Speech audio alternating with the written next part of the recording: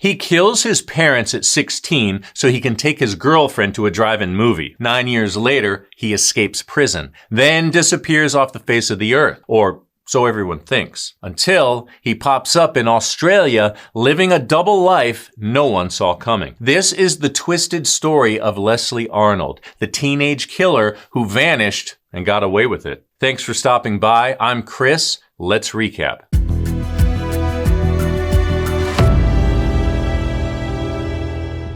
Leslie Arnold seems like your average 1950s all-American kid in Omaha, Nebraska. 16 years old, good student, plays sax in the school band, has a steady girlfriend. Then comes Saturday, September 27th, 1958. That afternoon, Leslie's on the phone with his girlfriend for hours. If you asked his mom, Opal, he's tying up the line, and she's had enough. When he finally hangs up, the fight starts.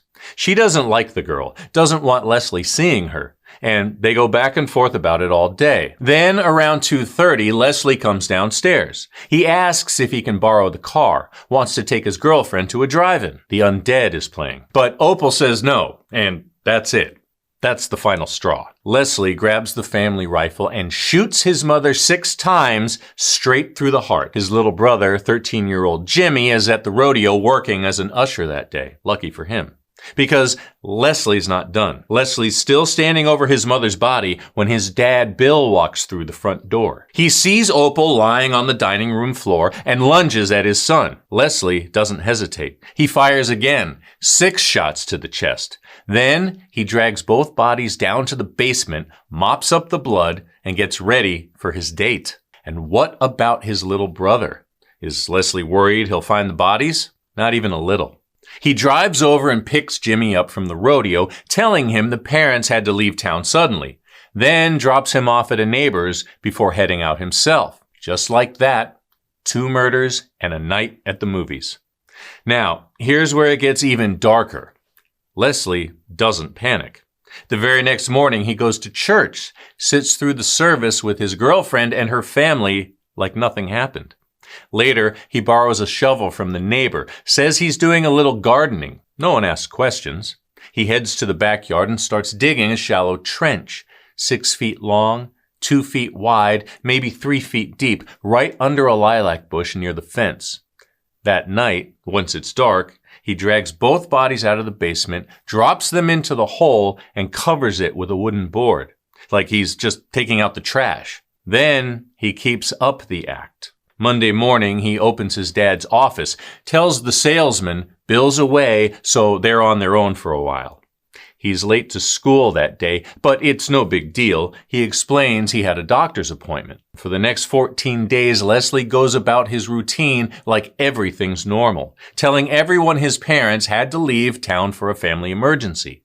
Meanwhile, his brother stays with the neighbors. But eventually, the lie starts to crack. 10 days in, Leslie's luck starts to run out. His grandparents show up, come to check on things and pick up little Jimmy from the neighbor's house. They're worried no one's heard a word from Bill or Opal. They talk about calling the police, but hold off. Maybe they're just overreacting. Maybe the parents will walk through the door any minute, but they don't. And finally, a great uncle picks up the phone, calls the police, tells them something's off, and says flat out, Leslie might know more than he's saying.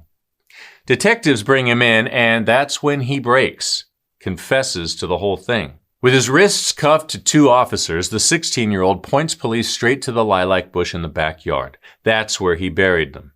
Neighbors line the street, watching in stunned silence as detectives start digging. About a foot down, they hit Bill's wrist, still wearing his watch. Opal's body is on top, her legs tied together with a belt, still wearing her watch too, and her jewelry. But her purse? That turns up under the floor mat of the family car. Leslie doesn't fight it. He pleads guilty to 2 counts of second-degree murder and is sentenced to life in prison. At just 16, he becomes inmate number 16243 at the Nebraska State Penitentiary.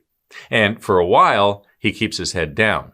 Works in the prison print shop, plays saxophone in the prison band, helps out at the governor's mansion on Christmas, even joins the JC's prison chapter. But don't let the good behavior fool you.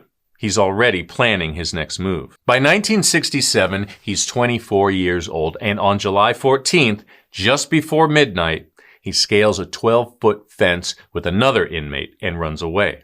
A massive manhunt kicks off, but Leslie, he's in the wind. The warden calls it the cleanest escape he's ever seen, and after that, the prison tightens up so much, nobody ever pulls it off again. The other guy gets caught within the year, but Leslie Arnold, he's a ghost. No sightings, no paper trail, no arrests, just one of the longest unsolved prison escapes in American history. Until, out of nowhere, more than 50 years later, his trail pops up on the other side of the world, and no one around him has any idea who he really is. Turns out, Leslie didn't just change his name, he changed everything. He became John Damon, a quiet, respected businessman, built a whole new life. He got a passport, traveled, married twice, had 2 kids, 3 stepkids. He lived in Chicago, California, Ohio, Florida, New Zealand, and eventually settled in Australia. But in the end, it wasn't a detective or a tipster or a prison snitch that brought him down. It was Ancestry.com. 12 years after his death from natural causes in 2010, his son uploaded a DNA sample, just hoping to learn more about his family tree. Because growing up, he was told his dad, John Damon, was an orphan from Chicago. What he doesn't know is that the U.S. Marshals are working the Leslie Arnold case, and they've uploaded DNA from Leslie's little brother, Jimmy, hoping to get a hit. And they do. As soon as the son joins the database, the system lights up. It's the match they've been waiting for. After more than 50 years on the run, the case is finally closed. To his family, he was John Damon, a devoted dad, a loving husband. So how do you reconcile the man you thought you knew with the truth you never saw coming? We'd love to know if you've ever found yourself in a similar situation.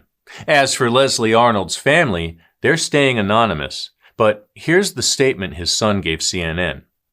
There's no warning label on a DNA test telling you that you might not like what you find, but I don't regret doing it. I'm glad I know the truth about my dad. Yes, his life started with something awful, but that's not how I remember him. I remember the dad who worked hard, who loved music, who taught me to always be my best. That's the legacy he left me. So, what do you think? Did Leslie Arnold outrun his past, or was he just a really good liar? Let us know in the comments, and don't forget to like and subscribe for more Crime in Half the Time. I'm Chris. Amy and I are here 3 times a week with new recaps. Thanks for watching. See you next time.